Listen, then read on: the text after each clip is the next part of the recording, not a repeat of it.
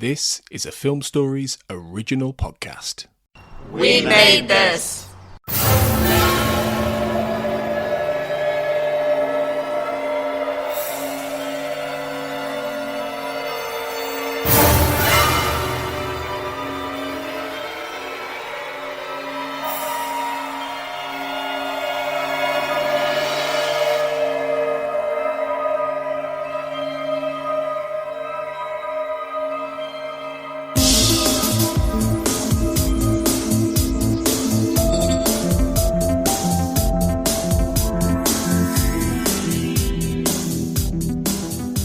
Welcome back, everyone, to the Xcast. The truth is in here. This is our special Fight the Future Minute podcast. I'm Tony Black, and you're listening to our coverage of minute 112 of the X-Files Fight the Future.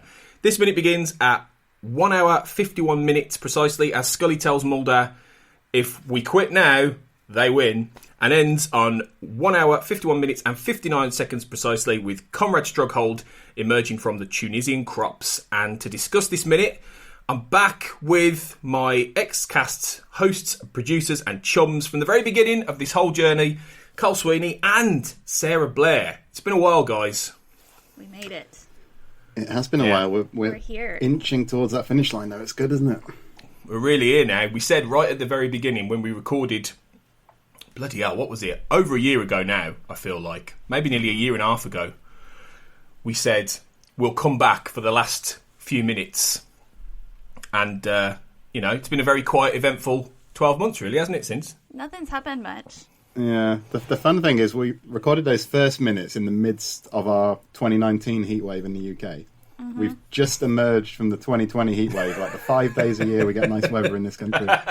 Yeah. Like, this project has spanned, that over a year. Perfect timing. Good. Yeah. We should probably clue people into the fact that we also have... we have like chat groups on like something called Marco Polo, which is where we talk face to face and stuff.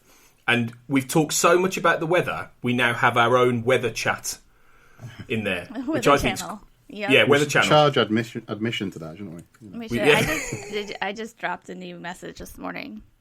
The weather forecast was lots of fangirling. What's so good is that, like, in the UK anyway, no 2 days are exactly the same, so it's an inexhaustible topic, I never get bored talking about the weather. And also, like, even if you're in the UK, in different parts of the UK, you could have completely different weather. It's a fascinating, like, kaleidoscope to discuss. Like, Kurt North will be in, like, the north, as befits his name, and it's almost snowing. And I could be in the West Country in the south, and it's like we're in Spain. The UK is fascinating. And weirdly, I'm never happy with the weather, whatever it is. It's either too hot, too cold, too wet, not wet enough. It's never right. We had, yesterday in the south, you get everything in one day. So it's great, especially this time of year. You got cool and clear in the morning, get some rain, and then it gets hot in the afternoon, get some more rain. Wow. Maybe a little snow eventually. Not this time of year, but coming up. It's amazing. You got a mini UK there in your state. Well, that's crazy. It's not far off. Yeah. The weather when I was in Swansea, pretty similar to the south. But it's because there's the, what do you call it? With the winds and stuff and the currents. There's all the currents that carry the water up the Atlantic too. That's how it works. I think the thing is, though, if you'd have gone to Swansea like a different year, you could have had very different weather. Like some years in the UK, the summer, it's like, was that it? Did we have summer? Did it happen? Yeah. And then you get years like this where it's actually been okay for. It's been all right. Yeah, and there was about 2 or 3 years ago, it didn't rain from like the start of June to the middle of August or something like that. It was nuts. Anyway, should we talk about the X-Files? Go on, then. I suppose we should, really, while we're here. But this is the kind of great chat you get, guys, if you become an Xcast patron, and then you join in with our conversations on Marco Polo, and So the Xcast, the patreon.com / the Xcast, everybody. Anyway, cheap plug aside. Way to drop that in, Tom. Yeah, sleek there, wasn't it? Slick. Smooth. So this minute begins with the very end of the Mulder and Scully conversation then in the park, which myself and Caredwen talked about a million years ago, although yesterday for you guys listening. And she says that iconic line, doesn't she, that I said at the start? If we quit now, they win. And then there's a little bit of a look between them and they walk off hand in hand.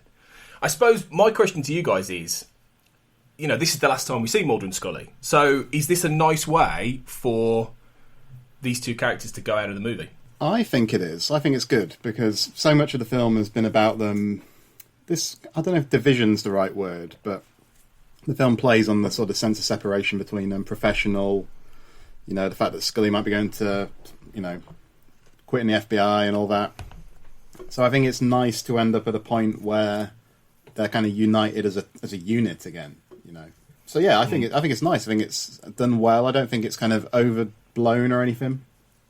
I think it's really good, and you probably talked about this with Caredwen, perhaps, that this scene was reshot and stuff like that. I'm guessing you got into that on the previous minutes, which I haven't heard yet. Yeah. It was the Smoking Man originally, and they reshot it. I think, and I said on the last one, fascinated as I would be to see that Smoking Man scene, I think this is probably the better way to do it, really. Overall, I mean, you're the resident full-on shipper, Sarah. Did this tick your box? Of course. Yeah. I mean, I'm just sitting here trying to remember, or not remember, but I'm trying to think about how it would play if it was swapped around and have Scully drop that line and then move into the music and the exit and the credits. I think it would be really cool, but at the same time, the grand scope and grandeur of the corn crops and all that in the desert, and it's like this huge sweeping thing. It's very epic and cinematic. I think that's a good point. I think it would have sent audiences out with a kind of a spring in their step, though, if that had been the last image of the film, wouldn't it? Yeah, I can see that.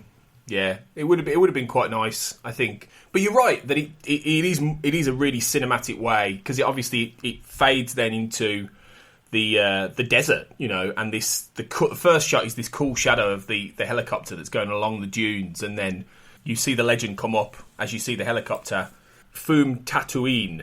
So it's a really grand sort of sweeping final moment, and it transports you to another landscape that we've never been before. You know, I mean, with the Antarctic, I guess, and the ice, I guess, you know, they sort of did that in Colony and Endgame, and you know, that kind of thing. But this was on a much bigger scale. But they've never been to the desert before, so this just transports you, doesn't it? It's like, wow, you wouldn't get this quite like this on any other canvas on TV. Yeah, I like the helicopter. It reminds me of a snake, like sweeping across the sand, the shadow. Sinuous, yeah. Right, exactly. It's really creepy, and like kind of like the black oil coming back a little bit. Yeah, that's true, actually. Yeah, that's a good point, yeah. I like it. I think, obviously, a lot of people will know the sort of reference to Star Wars in the name, won't they? But what I didn't realise until I listened to the commentary was that I think somebody says that, obviously, some of Star Wars was filmed in Tunisia, but some of those desert sequences were filmed in California as well, and I think they were quite close, quite close to where that was shot, and I think that probably inspired the nod with this here. But obviously then there's the double meaning there are some references to Star Wars in like the X-Files mythology and stuff like that, aren't there? So it's kind of nice. Yeah. It fits, doesn't it? I mean, I'd guess that because Tatooine obviously was the name of the planet in Star Wars, and yeah, like you say, they filmed here, and I think it's the scenes of the dunes of the helicopter flying over. It's more probably like the second unit stuff, I guess, was done there, and then when you get to the actual crops and that desert, that'll be the California sections, I'm guessing. But they, you know, it's pretty seamless. I think, you know, it's a pretty. I don't necessarily think you can see the join there. I think, you know, it's quite good. Yeah, well, I think it's at this minute, isn't it, when we get Smoking Man walking through to meet Struckold, isn't it? And apparently they didn't have enough sand on the location. They turned up and not enough sand had been delivered. So when you see him walking, apparently pretty much all the sand they had is what's in the frame. Like, if the camera panned right, brilliant. It's just like a 10-pound bag of sand. Like the 50-pound bag of sand. We have the playground sand we get sometimes for the kids, and it's not a lot. 50 pounds of sand is not very much at all. So brilliant. That's pretty hilarious. It's probably about 200 pounds. I like the ingenuity of it, because there have been a few things we've unearthed on this project, like the fact that I remember talking about how when they turned up at that playground earlier in the film, and they didn't have enough lawn that they wanted there.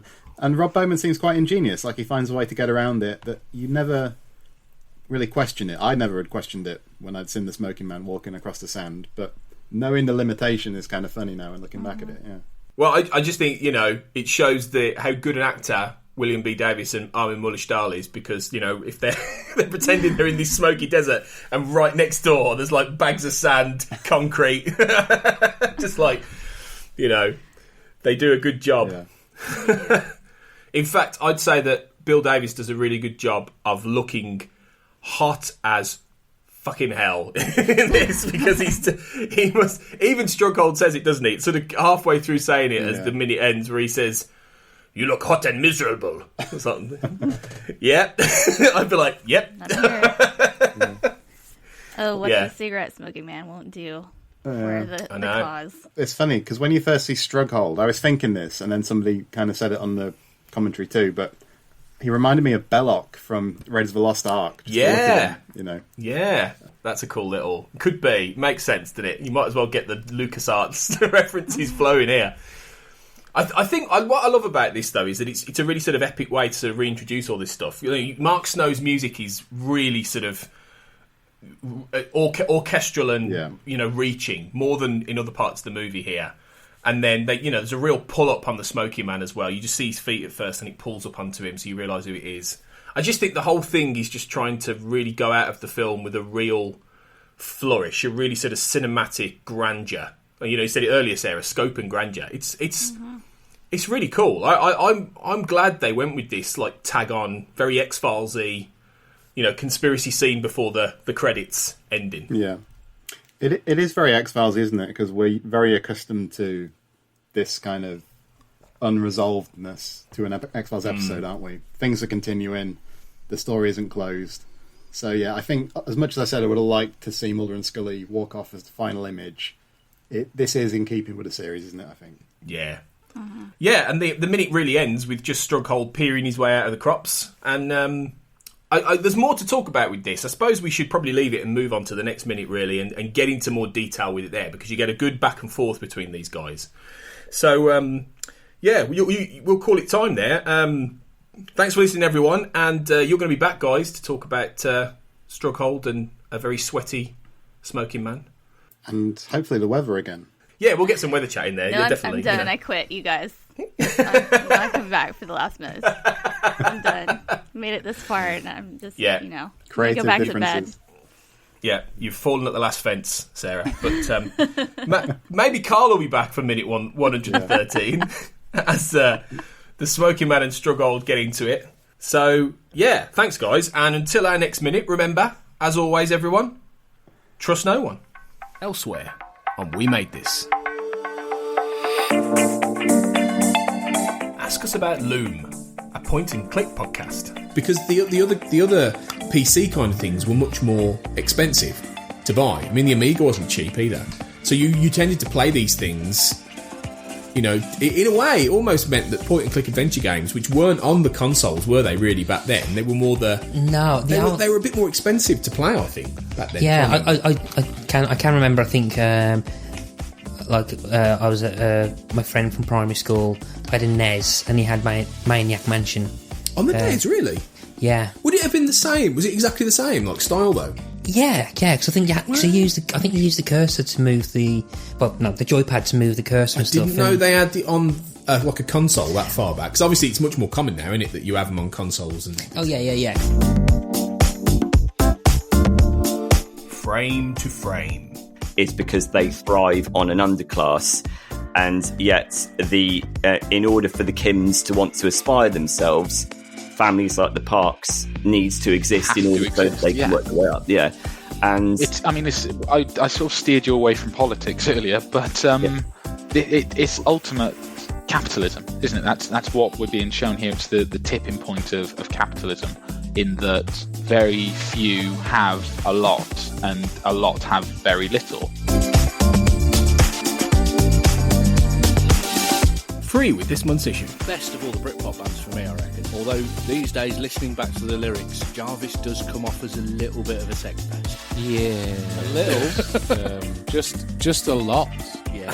I can't think of any other vocalist that spends so much time getting up close to the mic and going, A lot of his songs are about cracking onto someone else's girlfriend because he doesn't think that their partner is good enough for them, and he would do better. Check out all of these shows and more on the We Made This podcast network.